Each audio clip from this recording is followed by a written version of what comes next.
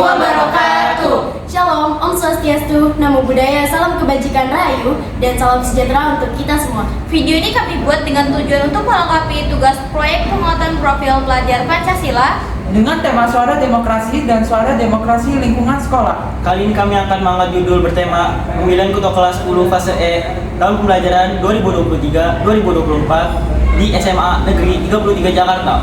Kami akan mewawancarai Ketua Kelas 10 Fase E tahun 2023-2024 di SMA Negeri 33 Jakarta. Halo Puksa, jadi siang ini kita kedatangan narasumber yang akan kita wawancarai di tentang pemilihan ketua kelas di SMA Negeri 33 Jakarta tahun pelajaran 2023-2024. Nah, sebelum kita lanjut wawancara, kita kenalan dulu nih sama narasumber kita kali ini.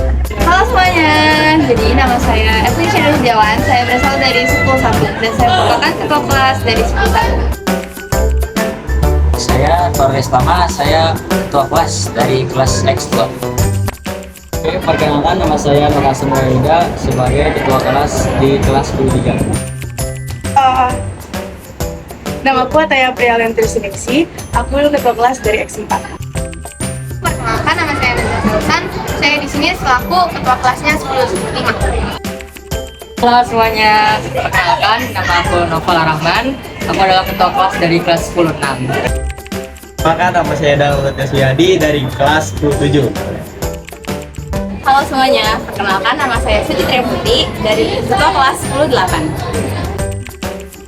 Bagaimana sih proses pemilihan ketua kelas yang dilakukan di kelas kamu? Jadi untuk proses pemilihan ketua kelasnya itu emang secara demokrasi itu dengan cara voting. Jadi masing-masing itu diberi kertas, terus mereka nulis namanya siapa kandidat yang mereka pilih. Nah tiba-tiba pas yang jawab yang setuju Tora jadi ketua kelas, itu banyak yang tunjuk tangan. Jadi disitu dia jadi kelas 22 ini pakai sistem unjuk tangan. Jadi proses pemilihan ketua kelas di kelas saya itu seperti ada yang mencalonkan dari siswa tersebut di kelas saya, yaitu ada 7 orang termasuk saya, dan dari 7 orang tersebut saya terpilih dengan suara terbanyak. Sistemnya tuh vote gitu. Di kelas aku ada 3 kandidat dan 2 cowok, aku sendiri cewek.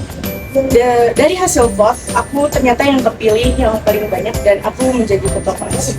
Guru walas kita, Bu Feni, meminta semua anak yang bersedia menjadi ketua kelas tunjuk tangan. Salah satunya adalah saya. Nah, waktu itu yang tunjuk tangan ada 10 orang. Jadi karena saya menang, kandidat yang tidak dipilih, yang kedua paling dipilih menjadi wakil saya. Dan cara pemilihannya kita voting polling WA gitu. Pemilihannya itu dengan cara demokrasi, yaitu dengan cara pemungutan suara. Jadi setiap siswa itu menulis nama setiap kandidat di kertas, lalu disetorkan ke wali kelas. Untuk pemilihan ketua kelas di kelas 10-8 itu kita pakai metode voting di lewat WhatsApp, di grup WhatsApp kita. Bagaimana kriteria calon ketua kelas yang akan dipilih oleh siswa SMA Negeri 33 Jakarta?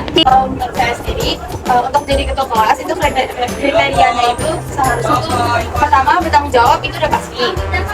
Lalu yang kedua harus punya inisiatif untuk melakukan pekerjaan-pekerjaan bahkan yang bukan merupakan tanggung jawab dia sendiri.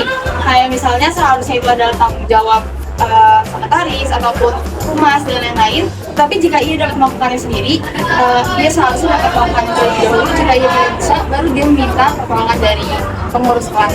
Dan kriteria lainnya itu juga seperti tidak terlalu otoriter dan juga bisa memanage waktu dengan baik juga sih. Ya, yang bertanggung jawab dan berjiwa kepemimpinan secara pribadi dan teman-teman saya memilih saya karena terlihat cocok.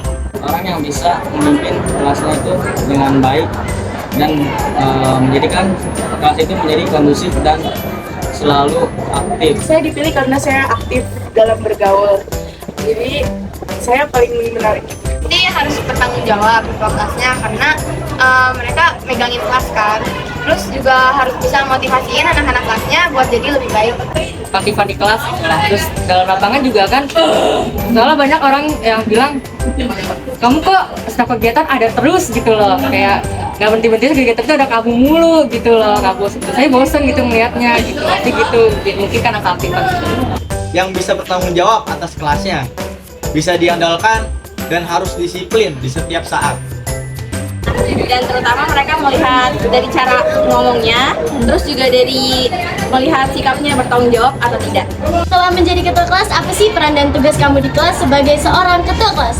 Saya mengingatkan mereka kalau misalkan mau upacara itu untuk turun, atau saya untuk kebiasaan itu untuk turun secepat-cepatnya aja sih. Karena kan jangan sampai ada yang kelas satu put, terus emang lebih ke mengkoordinasi, lebih ke mengatur kelasnya supaya dapat disiplin ya terlaksana dengan baik juga. Lalu karena emang kita kan bawa nama kelas juga nih, jadi kita juga harus menjaga nama kelas tersebut gitu. Dan emang dari ketua kelas harus menjadi contoh yang baik. Seperti biasa ya guru ngasihin gitu, disuruh dikasih di grup, disuruh nulis nama-namanya belum atau apa gitu, disuruh bikin kelompok, bagi tugas, memimpin kelas dengan baik. Yang kedua yaitu apabila ada panggilan-panggilan dari guru bisa mewakili saya untuk perwakilan kelas masing-masing.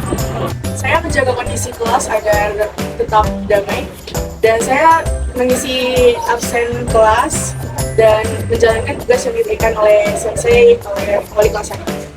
Aku yang nyiapin teman-teman aku yang memimpin mereka, aku yang bertanggung jawab atas mereka, juga melakukan tugas-tugas seperti pegangin tanda tangan soal syukur. Terus kalau misalnya ada apapun tentang kelas saya, pasti yang dihubungin kan pertama aku kan sama guru.